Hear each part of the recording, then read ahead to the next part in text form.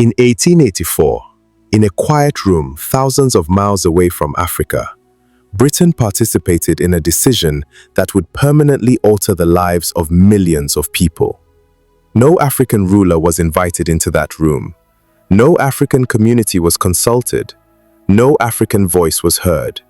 Yet, what was decided there would go on to shape borders, identities, conflicts, and political realities that still exist today. At the time, Nigeria did not exist. There was no Nigerian nation, no shared national identity, and no collective agreement to live under a single political system. What existed instead were dozens of powerful societies, kingdoms, empires, city-states, and trading networks, each with its own political logic, economic systems, and cultural boundaries. These societies were not disorganized or waiting to be unified. They were functioning worlds, complete in themselves. But to Britain, they were something else. They were a problem to be managed. And one decision Britain made, quietly, deliberately, would ensure that the territory it later called Nigeria would struggle long after colonial rule ended. That decision is rarely discussed in plain terms, because acknowledging it forces an uncomfortable truth. Nigeria was not built to function as a nation. It was assembled to solve an imperial problem. Long before the name Nigeria appeared on any official document, the region surrounding the Niger River had already become strategically important to Britain. Not because of humanitarian concern, and certainly not because of any desire to build African prosperity, but because of trade, profit, and imperial rivalry. Coastal communities in the region had traded palm oil, ivory, textiles, and agricultural goods with foreign merchants for centuries. By the 19th century, palm oil had become especially valuable. It lubricated Britain's industrial machines. It powered factories that fed the British economy. Without it, parts of Britain's industrial system slowed down. With it, Britain expanded. But Britain was not alone in recognizing this value. By the late 19th century, Europe was entering a dangerous phase. Germany was rising rapidly, challenging Britain's industrial and military dominance. France was expanding aggressively across West and Central Africa. Portugal, though weaker, was desperate to maintain relevance. Britain feared one thing above all else: a direct war with another European power. Such a war would be costly, destabilizing, and unpredictable. Africa became the solution. Instead of fighting each other in Europe, European powers would divide Africa among themselves. This was not a humanitarian project, it was a strategic compromise. And the meeting that formalized this compromise was the Berlin Conference of 1884. Britain and its rivals did not gather in Berlin to discuss Africa's future. They gathered to manage European fear. Africa was not the subject of the conference, it was the currency.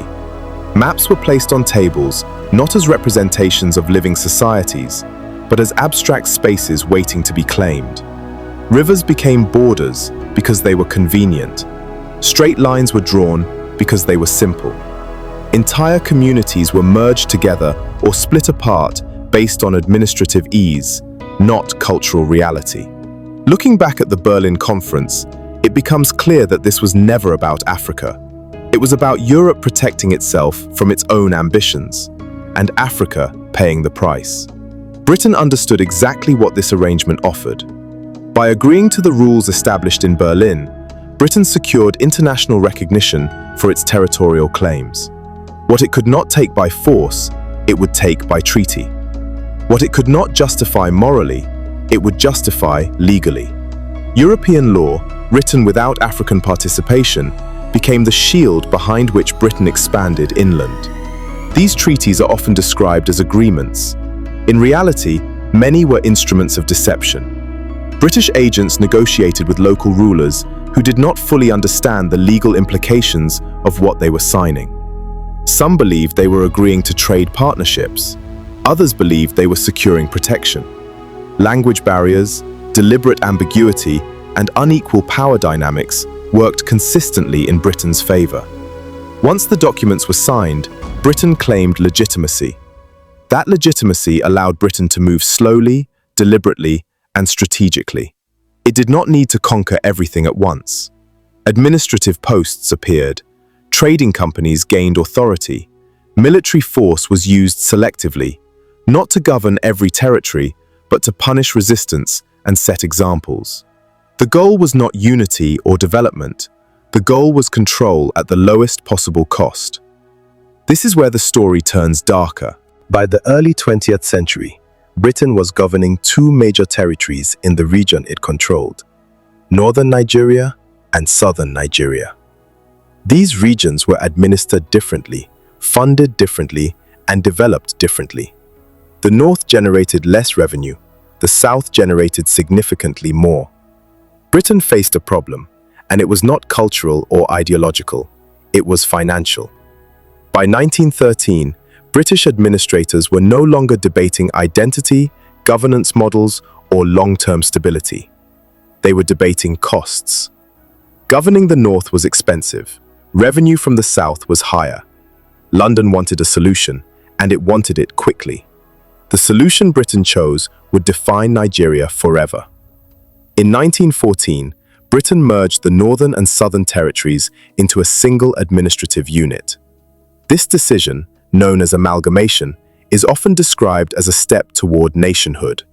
In reality, it had nothing to do with building a nation. It was an accounting decision.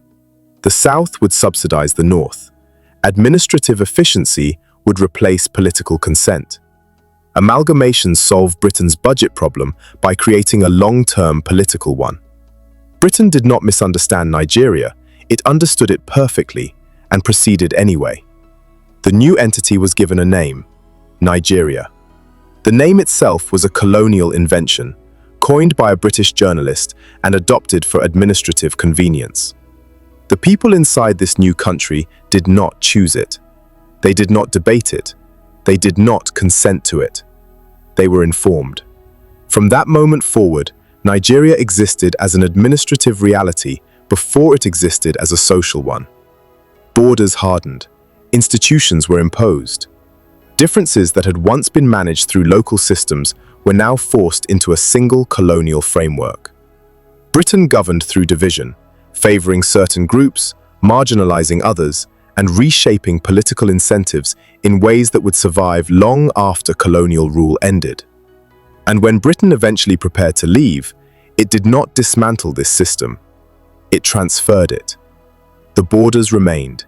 The administrative logic remained, the tensions remained. Independence arrived, but the structure underneath it stayed intact. Conflicts that Britain had suppressed, redirected, or ignored now surfaced within a framework that was never designed to resolve them. Nigeria did not fail itself. Nigeria inherited a design that was never meant to succeed on its own terms. When Nigerians argue today about power, resources, representation, and identity, they are often arguing inside a structure designed more than a century ago by people who would never live with the consequences. The past refuses to stay in the past because it was never resolved. These truths are often softened in official histories. They are described as administrative necessities or historical accidents. That language hides what they really were: deliberate choices made to protect British interests, not African futures. This channel exists to document decisions history prefers to soften, simplify, or forget. If you want to understand how power really worked and why its consequences still shape lives today, then you already know why these stories continue. And what followed was not diplomacy, but resistance. And Britain's response to that resistance would be far more violent, far more calculated, and far less public. And that is the story Britain feared most.